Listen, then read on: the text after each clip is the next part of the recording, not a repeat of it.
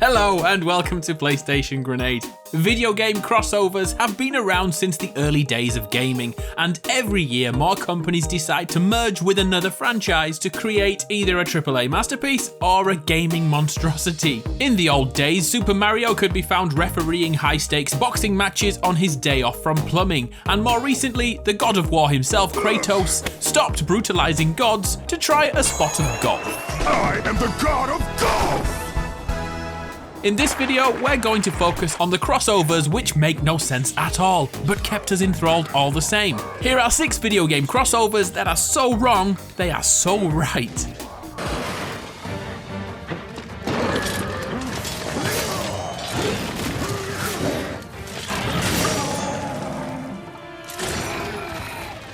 Monster Hunter is a franchise dedicated to slaying anything from dinosaurs to flying albino bats and the occasional dragon too.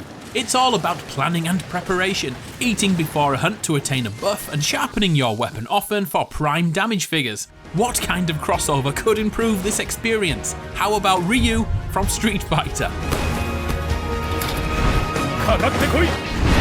It may sound ridiculous, but that's exactly what's happening right now in Monster Hunter World. Street Fighter 5 players can get their hands on the Hadouken Master and take him on a hunt to fight a Great Baroth, or maybe even an Anjana.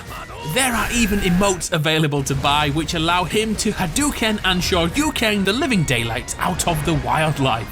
Sakura can also join Ryu and live out her monster hunting fantasies too, before heading back to Street Fighter 5. Monster Hunter World has numerous crossovers planned. Even PS4 exclusive techno dinosaur hunting Aloy from Horizon Zero Dawn has emerged as yet another Monster Hunter.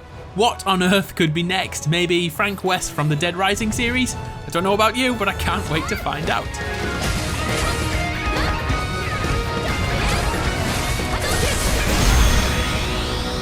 The Ape Escape series started on the PS1 back in 1999, and by the PS2 days they were big business, starting off as a third-person platformer in which we hunt down and save our monkey brethren. By the third installment, a crossover was announced which baffled many gamers. Metal Gear Solid was brought on board. The gameplay mirrored what you'd expect from a typical Metal Gear game, but was simplified for a younger audience. The final battle even takes place on top of a wrecked Metal Gear, just like in many MGS titles. Ultimately, they used Ape Escape as a vessel to promote Metal Gear Solid, and it worked a treat. Many young gamers progressed to Metal Gear Solid and looked back with fondness. So what's our reward for completing this crossover quest? How about Solid Snake and Monkey Snake sharing a bromance? By the way, we haven't been properly introduced yet. I'm Snake. You can call me that from now on. And you?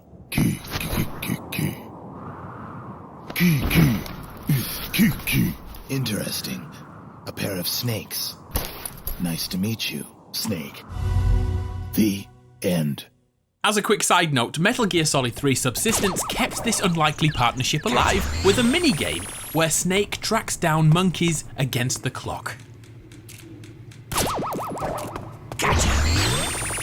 You're mine! New York pizza's the best, am I right? 2 words. Beef bourguignon. You really have lost your mind. Fighting games are renowned for cameos and strange crossovers. Street Fighter and Tekken have been leading the way, but Injustice 2 has taken video game crossovers to another level. Injustice is all about superheroes beating the living hell out of each other to see who's the ultimate combatant. It's obviously Batman, right? Injustice 2 brought us Sub-Zero from Mortal Kombat to face Batman. Sub-Zero wins. Hellboy from the comic book to face Batman. Shove it up your ass. Alright, I agree, a little bit too much Batman. But now, Injustice is bringing in a group of teenagers to take on gods amongst men. Luckily, these are teenagers who are also mutants with ninja training and they're green. TMNT, the Teenage Mutant Ninja Turtles against Superman. What could go wrong? When did you get nerfed? You asked for it. What's really impressive here is the intros and the outro dialogues which personalise each encounter. Michelangelo even throws in video game references. I'll end it with one punch. Only if you got cheat codes, dude. Oh, and for you oldies like me, there's even a TMNT callback to the original cartoon. Pepperoni. Injustice 2. Keep that shit up. Bravo. Is it possible to get a video game crossover into a tennis simulator? Smash Court Tennis was a hugely strong franchise before it started to tail off. But Smash Court Tennis Pro Tournament 2, that's not easy to say, decided to switch things up by introducing characters from Tekken and SoulCalibur. Heihachi Mishima is known for his desire to murder his own family and dominate the world and pretty much beat anyone to a pulp wearing a massive diaper. You win. Well, it turns out that he likes to take on the tennis pros in his spare time. This is the same too for characters from SoulCalibur, Cassandra in particular, who's abandoned her sword and shield in favour of a racket. The one thing we can learn from this is that tennis is the ultimate battle. Nah, maybe not. Ghost Recon Wildlands is an open-world tactical shooter in which you head an elite group of badasses sent to take down the Santa Blanca drug cartel. You wouldn't think a crossover would be possible here. After an update in late 2017, a new icon became visible on the map. Visiting this new point of interest will treat you to a few dead bodies and a bloodied woman with the greatest lip-syncing since Milli Vanilli. It killed them. It killed them all. It? You mean he? No, it. La Jungla. The jungle in Caimanes. It came alive. It reached out and took them to Infierno. That's enough of that. Guess the crossover yet? Let's check out the other clues. We have a lovely crop of skinned dead bodies hanging from the trees nearby. Next, we have a beautifully kept skull and spine collection. Jesus. You guys seeing this? No way a machete did that. Too surgical, too clean. There is even an alien spacecraft here to be found. What on earth am I looking at here? Finally, the green fluorescent blood trails expose the movie crossover. We're no longer hunting drug runners, we are fighting the Predator. The film came out in 1987 and it really does stand the test of time. Watch it if you haven't already, if only for the Schwarzenegger one-liners. Get to the chopper! The attention to detail in this video game crossover is staggering, with the same soundtrack and very similar dialogue to invoke the right feelings. Whatever we're dealing with, it bleeds. And if it bleeds, we can kill it.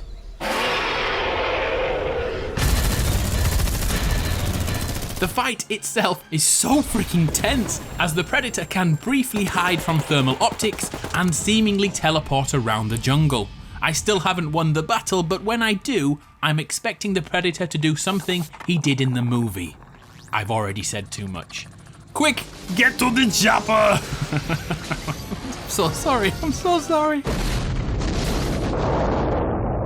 The 1990s saw one of the greatest console wars in history, with Sega and Nintendo going head to head, with the Genesis, or Mega Drive if you're from the UK, going up against the SNES, the Super Nintendo Entertainment System.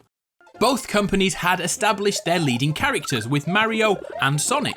The console war was so bitter that Sega in particular would fire shots at Nintendo, constantly trying to get the edge in the market. Free your colors free. What Nintendo? As time passed, Nintendo inevitably eclipsed Sega, throwing them out of the console market completely. Not even the brilliance of the Dreamcast could help their demise. Now, without Sega as a direct opponent, the gates were open to a Mario and Sonic team-up. You may be thinking they'd go up against Robotnik and Bowser in an epic face-off to rescue a princess or two, or maybe the ultra-delectable Amy. Well, they decided to go for a sports tie-in and sent Mario and Sonic to the Olympic Games. They've done it 5 times, in fact. The games are a blend of insane button bashing and controlled finesse to see who would win between a blue hedgehog, an overweight plumber, a turtle ox thing, and the greatest villain in video game history, Waluigi. Oh, and did I mention Amy? You go girlfriend hedgehog thing. Strut your funky stuff. So there we have it, 6 video game crossovers that really shouldn't have worked, but they bloody well did. What's the strangest crossover or cameo you've ever played? If we get some funny ones, I'll make another video and give you a shout out. I'm Adam from PlayStationGrenade. It's been a pleasure like always. I'll see you next time.